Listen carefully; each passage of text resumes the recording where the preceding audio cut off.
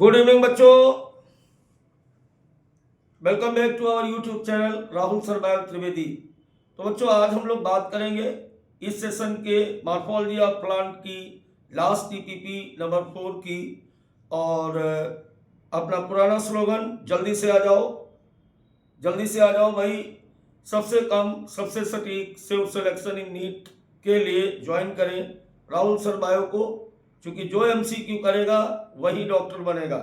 बिना किसी बकवास के इधर उधर की बात के सीधे चलते हैं अपन क्वेश्चन पे।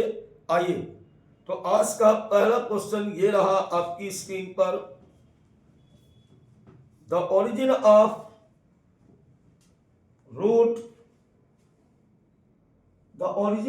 Root hair and lateral roots is.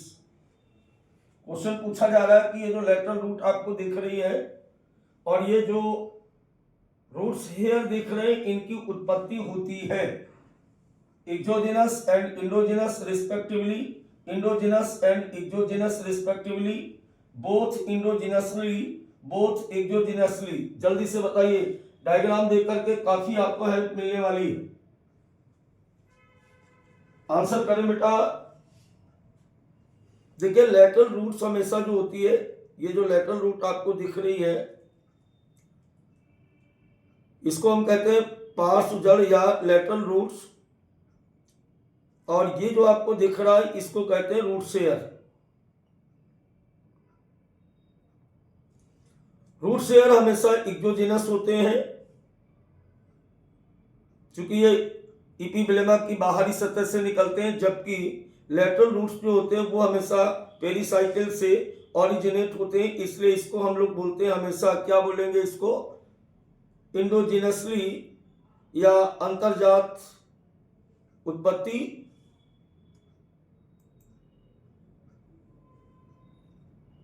सही आंसर बेटा इसका आएगा पहला। क्लियर हो गई बात। रूट्स हेयर हमेशा एक्सोजेनस होते हैं, लेटरल रूट्स हमेशा इंडोजिनस होती। चलिए बात करते हैं अब हम लोग आज के क्वेश्चन नंबर 2 की। क्वेश्चन नंबर 2 कह रहा है फाइंड आउट ऑड रेडिकल पत्तियों के संदर्भ में अलग विकल्प चुने। मेस, रेडिश, कैरेट, टर्निप, मक्का, मूली, गाजर, सलगम। जल्दी से बोले, बहुत सीधा सा सवाल। देखो यहां पर अगर आप देखोगे तो यहां पर अगर आप देख रहे हो तो रेडिश, मूली, गाजर, सलगम, ये जो आप देख रहे हो ना,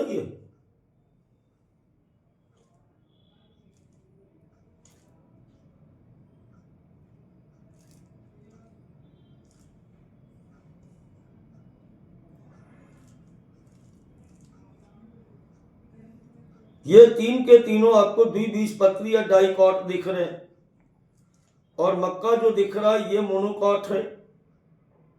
अलग पूछा जा रहा है इन चारों में से अलग कौन सा है, तो मेज होगा। इसका सही आंसर क्या आएगा, सेकंड आएगा। चलिए बात करते हैं अब हम लोग क्वेश्चन नंबर 3 की।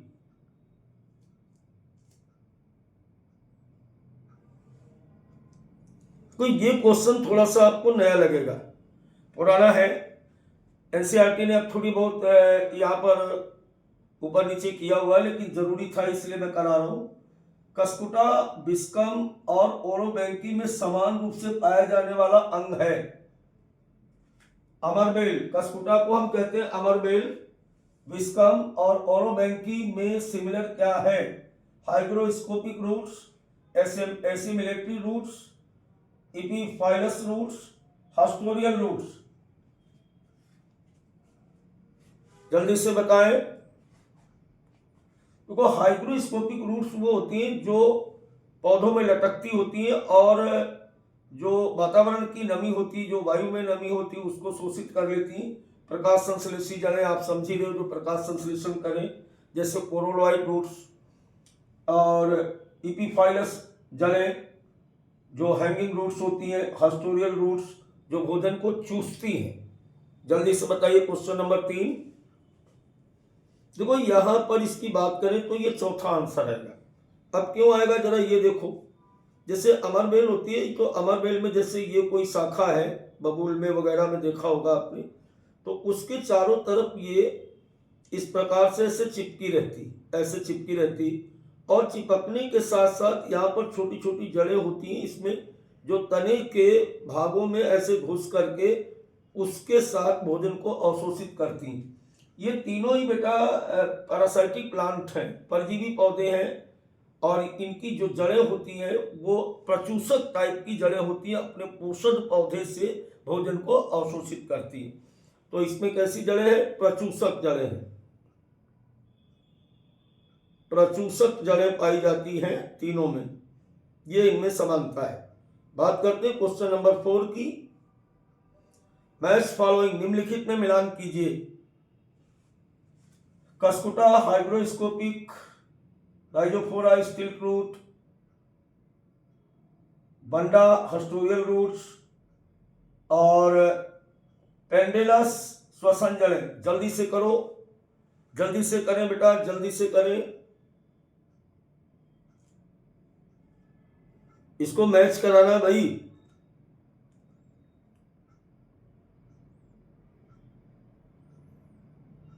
इसको मैच कराना है, जल्दी से करें।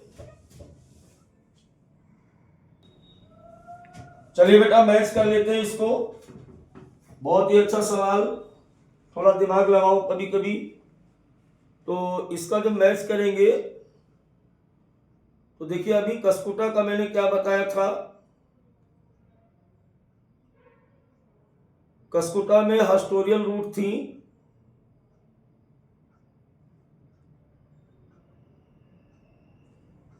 और इसके बाद राइजोफोरा,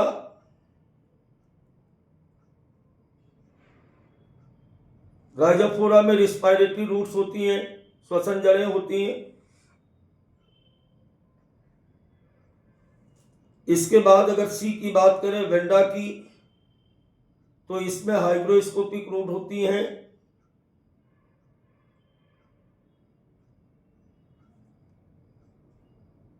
हाइग्रो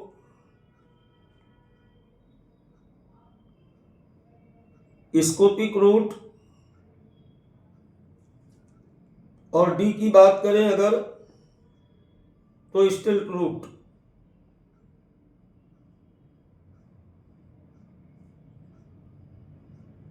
स्टिल्क रूट सही आंसर क्या आएगा बेटा? सेकंड। इसका सही आंसर क्या आने वाला है? सेकंड।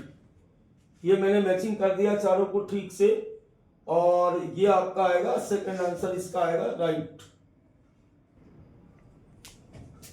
तो Cuscuta, हस्टोरियल root, Rhizophora, respiratory, वंडा, hygroscopic और पेंडुलस स्टिल्क रूट के बाद अब हम लोग बात करेंगे आज के क्वेश्चन नंबर 5 की। क्वेश्चन नंबर 5 ये रहा आपके पास। देखिए, ये बहुत ही इंपॉर्टेंट क्वेश्चन है, इसको आप कई बार मैं करवा चुका हूं, चारों डीपीपी में लगभग हर बार मैंने इस क्वेश्चन को लिया है। Stem modified into green flattened branches for assimilation is, प्रकाश संश्लेषण के लिए तने का हरा चपटा रूपांतरण कहलाता है। कभी मैंने इसका एग्जाम्पल पूछा, कभी तने का प्रकार पूछा, फिलोड, फाइलोक्लेड, क्लेडोड और बल्बिल्स। जल्दी से बोले, जल्दी से बोले, इसका आंसर क्या होगा? 5 का आंसर क्या होगा? देखो मैं बना के दिखाता हूं आपको, पहचानिए आप इसको। इस प्रकार के तने के लिए एनसीईआरटी ने क्या शब्द दिया है? पिछली बार इस क्वेश्चन का मैंने पूछा था आपसे, क्या पूछा था इसमें कि ये किस काम के लिए मॉडिफाइड हुआ है? फोटोसिंथेसिस के लिए। इस बार मैंने पूछा कि जब फ्लैट हो जाएगा, इस तरीके से दिखेगा, तो इस प्रकार के स्टेम को बोलते क्या है? इसे बोलते हैं बेटा फाइलोक्लेड बोलते हैं। ये नागफनी बना हुआ ओपनसिया, ये आपके सामने जो बना है ये नागफनी एक प्रकार का कैक्टस होता है और डेजर्ट प्लांट है। पानी की कमी से बचने के लिए इसकी पत्तियां जो होती हैं वो कार्टून बदल जाती हैं और तना चपटा होकर प्रकाश संश्लेषी हो जाता है। चलिए बात करें क्वेश्चन नंबर 6 की। क्वेश्चन नंबर 6 है हमारे पास, leafless stem of onion which produce cluster of terminal flower is called. प्याज का बिना पत्ती वाला तना जो सीड्स फूलों का गुच्छा बनाता है कहलाता है पेडल्किल, फ्लोरल एक्सिस, स्केप और रैचिस। जल्दी से बताएं, जल्दी से बताएं, आंसर बताएं। मैंने कहा ना आज के क्वेश्चन थोड़ा सा अलग टाइप के हैं। देखो ऐसे ये प्याज होता है इस तरीके से, और इस प्याज में ऐसे लीफ लगी होती है इस तरीके से ऐसे, और इसके बीच से एक डंडी जैसी रचना निकलती है, और इस डंडी जैसी रचना पर यहां पर ऐसे ये फ्लावर लगा होता है। ये पूछा ये जा रहा है कि इस फ्लावर को बोलेंगे क्या, क्या बोलेंगे इसको, जल्दी से बताइए बेटा। इसको बोलते हैं हम लोग स्केप, इसको बोला जाता है स्केप। क्या बोलते हैं इसको, स्केप बोलेंगे। क्लियर हो गया। चलिए बात करें क्वेश्चन नंबर 7 की। 6 के बाद अब हम लोग बात करेंगे क्वेश्चन नंबर 7 की। निम्न में से कौन सा तने का रूपांतरण नहीं है, which is not a modified of stem. निम्न में से कौन तने का रूपांतरण नहीं है, tuber of potato, pitcher of Nepenthes, corm of Colocasia, rhizome of ginger. अच्छा क्वेश्चन है, जल्दी से बताइए इनमें से कौन सा स्टेम का मॉडिफिकेशन नहीं है। Tuber, potato, underground stem, corm, Colocasia, ginger है।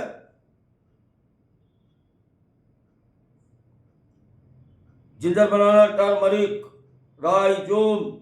मतलब क्या हुआ कि ट्यूबर, कॉर्न और राइजोम ये अंडरग्राउंड स्टेम है। पिचर ऑफ नेपेंथीस ये जो होता है ये लीफ है। Insectivorous plant, insectivorous plant leaf है। आंसर क्या आएगा बेटा इसका, आंसर यही आएगा कि pitcher of Nepenthes is an leaf, is not a modification of stem. Clear हुआ। चलिए बात करते हैं क्वेश्चन नंबर 8 की। Reticulate venation is feature of dicot but. Reticulate venation is a feature of dicot but some monocot also exhibit this venation like. जालीनुमा सिरा विन्यास भी बीजपत्री की विशेषता है, पर कुछ एक बीजपत्री पौधों में भी पाया जाता है, जैसे काइलोफाइलम, स्पाइलेक्स, एडिंजियम और कोरेम्बियम। देखो ये क्वेश्चन आपको नहीं पता है, आपको नहीं कराया गया है, या एनसीईआरटी पढ़ने वालों को तो बिल्कुल नहीं आना है। चलो इसका आंसर मैं ही बता देता हूं बेटा। स्पाइलेक्स जो होता है वो एक्सेप्शन है। स्पाइलेक्स वास्तव में तो मोनोकॉट है, ये मोनोकॉट है, लेकिन इसकी लीफ का वेनेशन जो होता है वो होता है पैरेलल। पैरेलल वेनेशन इनमें पाया जाता है। तो कुछ क्वेश्चन अलग से भी करने पड़ेंगे, एकदम एनसीईआरटी के भरोसे नहीं रह सकते, है ना। चलिए बात करते हैं क्वेश्चन नंबर 9 की। Thorns, spines and prickles work as, देख लो,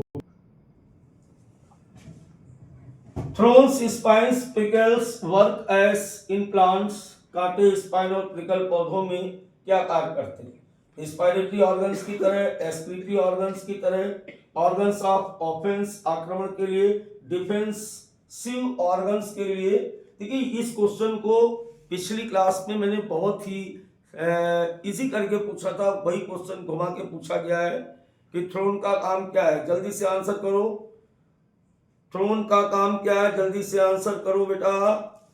हमेशा कांटे, स्पाइन, थ्रोन जो कुछ भी है वो सभी, तो हमेशा ये किसके लिए होता है बेटा, डिफेंसिव ऑर्गन्स के लिए होता है, हमेशा सुरक्षा के लिए होता है।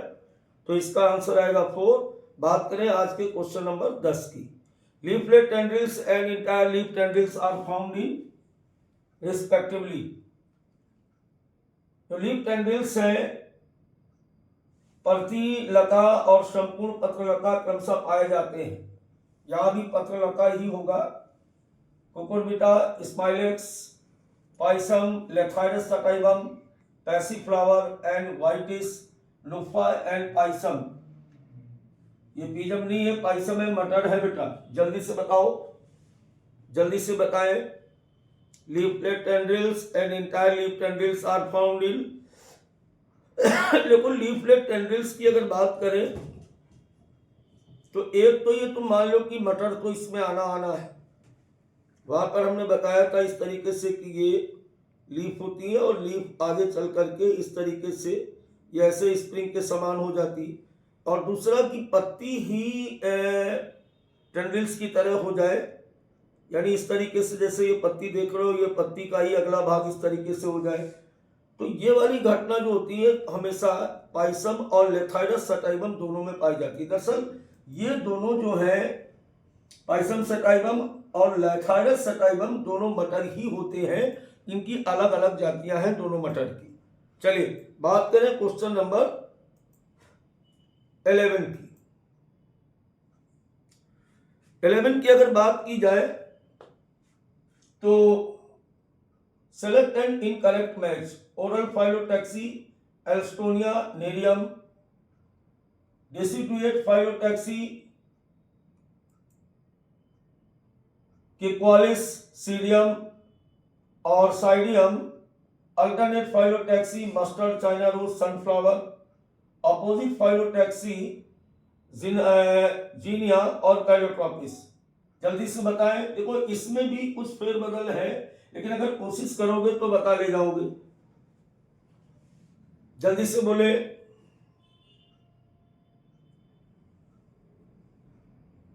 जल्दी से बोले बेटा। इसका सही आंसर आएगा, लर्निंग क्वेश्चन है, डिसिडुएट फाइलोटैक्सी फाउंड इन किक्वालिस, सीडियम और साइडियम। बात करें अगर हम लोग यहां पर क्वेश्चन नंबर 12 की अगर बात की जाए तो निम्न में से कौन सा पत्ती का रूपांतरण नहीं है? टेंड्रिल इन एंटीगोनन, टेंड्रिल इन क्लेमेटिस, टेंड्रिल इन ग्लोरियोसा, टेंड्रिल इन नेपेंथिस। जल्दी बताओ। ये भी आपने नहीं पढ़ा है, लेकिन दिमाग में रख के चले। पुराने क्वेश्चन है बेटा, कभी कभी कोई पुराना क्वेश्चन भी आ सकता है। और लास्ट डीपीपी मैंने पहले ही बोला है आपको, है ना। इसका आंसर आएगा पहला, और ये भी एक लर्निंग क्वेश्चन है, याद रखने वाली बात है। क्वेश्चन नंबर 13 की अगर बात करें तो सेलेक्ट अ करेक्ट सेट। एक तरफ प्लांट है, एक तरफ ऑर्गन है, एक तरफ फंक्शन है। वंडा में टैप रूट पाई जाती है और मॉइस्चर एब्जॉर्प्शन। जास्मीन में ऑफसेट होता है और फोटोसिंथेसिस करता है। पाइनएप्पल शक्कर है और प्रोपोगेशन में पार्टिसिपेट करता है। नेपेंथिस लीफ टिप है और फोटोसिंथेसिस करती है। ये एनसीईआरटी का ही क्वेश्चन है, लेकिन थोड़ा सा घुमा के पूछा गया है। इसका आंसर तो बनता है। जल्दी करें भाई। क्वेश्चन नंबर 13 की बात करें, देखो इसमें सही आंसर इसका है पाइनएप्पल। अगर आप किताब देखोगे, अब मॉडिफिकेशन नहीं है इस नई वाली किताब में, पुरानी वाली में अभी भी मॉडिफिकेशन है। और ध्यान रखें कि नीट में मॉडिफिकेशन है, 11th में मॉडिफिकेशन नहीं है। तो अगर आप एनसीईआरटी से इस टॉपिक को कर रहे हैं तो एनसीईआरटी बुक में नहीं है, लेकिन एनटीए के सिलेबस में है बेटा ये modification of root stem. Clear हुआ? तो यहाँ पर पाइनएप्पल शक्कर और शक्कर, पाइनएप्पल शक्कर टाइप का स्टेम है और इसका काम होता है प्रोपोगेशन कराना, यानी रिप्रोडक्शन में हेल्प करना। चलिए बात करें क्वेश्चन नंबर 14 की। Inflorescence with thick fleshy axis and large coloured bract is. मोटे मांसल अक्ष और बड़े रंगीन ब्रैक्ट वाली पुष्पक्रम संरचना कहलाती है। ये पुष्पक्रम का एक प्रकार है। रेसिमेस टाइप का इन्फ्लोरेसेंस होता है, उसका एक प्रकार है, और इसे हम कहते हैं स्पेडिक्स। क्या कहते हैं इसको? स्पेडिक्स कहते हैं बेटा। और ये बनाना में पाया जाता है।